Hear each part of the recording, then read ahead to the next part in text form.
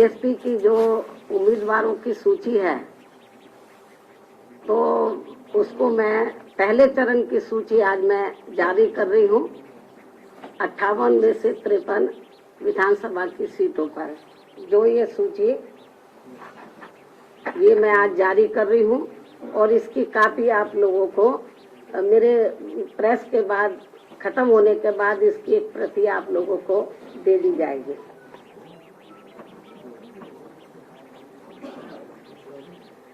और अब मैं अंत में सभी मीडिया बंधुओं से मेरे जन्मदिन का केक व जलपान आदि लेने का भी विशेष आग्रह करती हूँ। साथ ही अपनी बात भी यही समाप्त करती हूँ, किंतु इससे पहले यदि आप लोग मुझसे कुछ सवाल पूछना चाहते हैं तो एक एक करके पूछ सकते हैं, लेकिन आप सभी के एक सवाल का मैं खुद ही आपको जवाब दे देती हूँ। देश में चुनाव के नजदीक जिस प्रकार से स्वार्थी किस्म के लोगों का दल बदल करने का सिलसिला शुरू हो जाता है, तो इसे खास ध्यान में रखकर अब दल बदल कानून को काफी सख्त बनाने की जरूरत है, क्योंकि इससे हमारे लोकतंत्र पर भी काफी बुरा प्रभाव पड़ रहा है। इसके अलावा जो दल बदलू नेता व सपा के साथ सपा के साथ गठबंधन करके चुनाव लड़ने वाली पार्टियां ये कह रही हैं कि ये पार्टी यानी कि Samajwadi party SC ST OBC और MC यानी कि माइनॉरिटीज कम्युनिटीज वर्गों के हितों की व इनके संतों, गुरुओं व महापुरुषों आदि को भी सम्मान करने वाली पार्टी है, तो इसमें रत्ती भर भी सच्चाई नहीं है। जैसे आपने देखा होगा कि कुछ नेता लोग दल बदलू बहुत चीख चीख के बोल रहे थे, ये समाजवादी पार्टी के साथ साथ अम्बेडकरवादी पार्टी भी है, ये है वो है। आप लोगों ने देखा होगा, मतलब वो चिल्ला चिल्ला के बोल रहे थे। लेकिन जो ये कह रहे थे कि ये पार्टी समाजवादी पार्टी जो है ये समाजवादी के साथ साथ अम्बेडकरवादी भी है, SC ST OBC और विशेषकर माइनॉरिटीज के हितों की पार्टी है, लेकिन जिसमें रत्ती भर भी सच्चाई नहीं है। क्योंकि जिस समाजवादी पार्टी ने दलितों के सरकारी नौकरियों में पदोन्नति को लेकर लाए गए विधेयक को राज्यसभा में फाड़कर फेंक दिया था और इस विधेयक को पास नहीं होने दिया था, जो अभी तक भी लटका पड़ा है, तो ये भी इनको जानना चाहिए। तो ये कैसे दलित हितैषी पार्टी हो सकती है?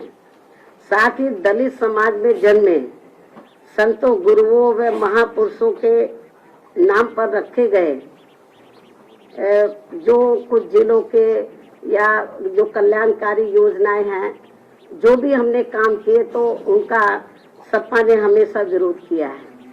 और इस संदर्भ में मैं आपको ये बताना चाहती हूँ, जब मेरी सरकार थी तो मेरी सरकार ने भदोई के नाम से नया जिला बनाया, आप लोगों को मालूम है।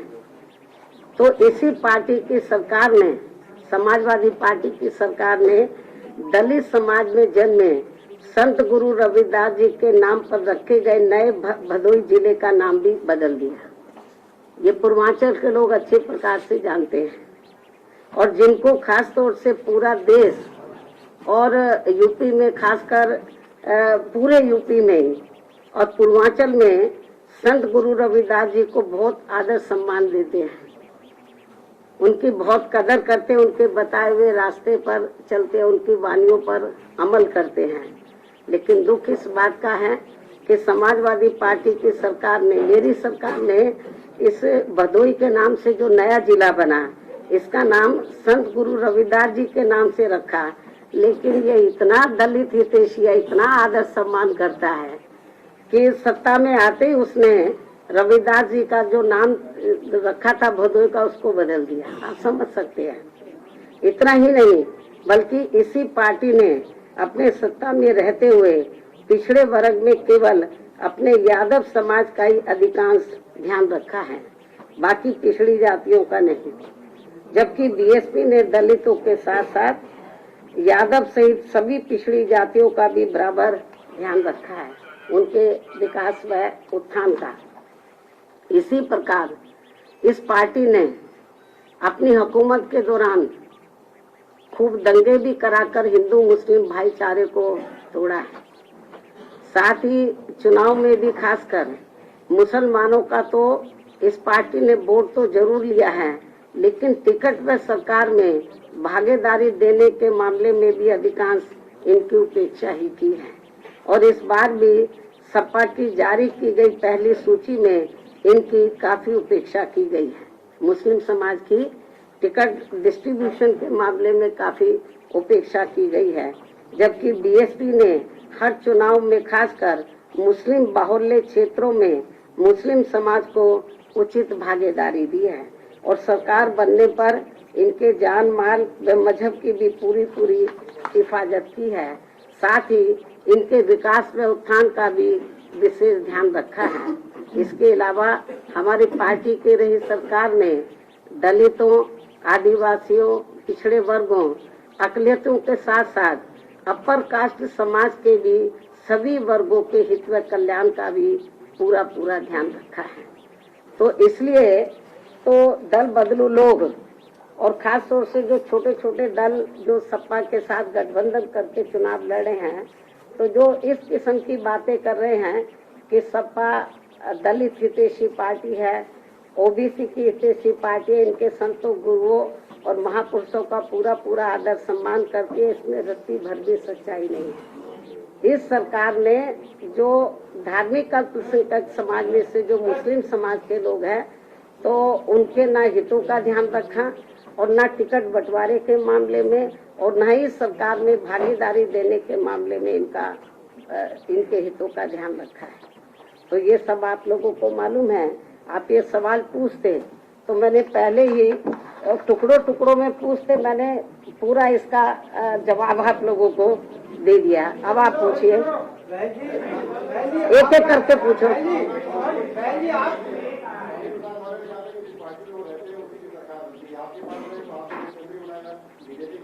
देखो, वो मुझे क्या मुख्यमंत्री बनाएगा, बीएसपी में आने के बाद उसकी किस्मत खुली है। पहले वो बहुत पार्टियों में रहा, वो कभी चुनाव नहीं जीता। आप इतिहास उठाकर देख लो उसका राजनीति, बहुत सी पार्टियों में रहा, जनता दल में रहा, लोक दल में रहा, किसी भी पार्टी में वो चुनाव नहीं जीता। जब वो बीएसपी में आया तो पहली बार उसकी किस्मत खुली और वो एमएलए बना। तो ये जो हवाई बातें हैं तो वो बेकार हैं। तो इसलिए जो मैं आपको ये बताना चाह रही हूँ कि ये जरूर जिस भी पार्टी में जाता, अभी जैसे बीजेपी वाले उसको ढोके चलते रहे 5 साल तक, उसको समझाते रहे भाई हमें सर्व समाज को लेके चलना है, तो लेकिन वो नहीं माना।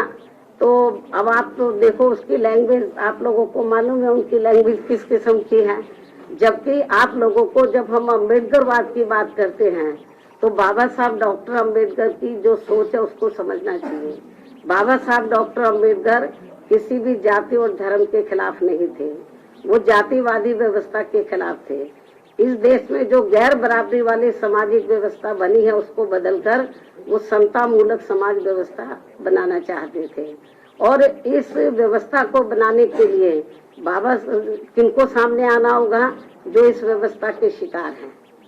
तो जो इस व्यवस्था के शिकार हैं उनको अपर कास्ट को भी साथ में लेकर जब सर्व समाज में भाईचारा पैदा हो जाएगा तो तभी तो समता मूलक समाज बनेगा। तो बाबा साहब डॉक्टर अम्बेडकर की ये इच्छा थी कि जो इस देश में गैर बराबरी वाली सामाजिक व्यवस्था बनी है उसको बदलकर समता मूलक समाज व्यवस्था बने जिसमें सब लोग बराबर हो। तो उसी आधार पर हमारी पार्टी इस मूवमेंट को लेकर, बीएसपी की मूवमेंट को लेकर चल रही है। बहन जी, आज शेखर रावण ने समाजवादी पार्टी में गए थे लेकिन उनकी बात नहीं बनी है। उन्होंने कहा है कि वह अब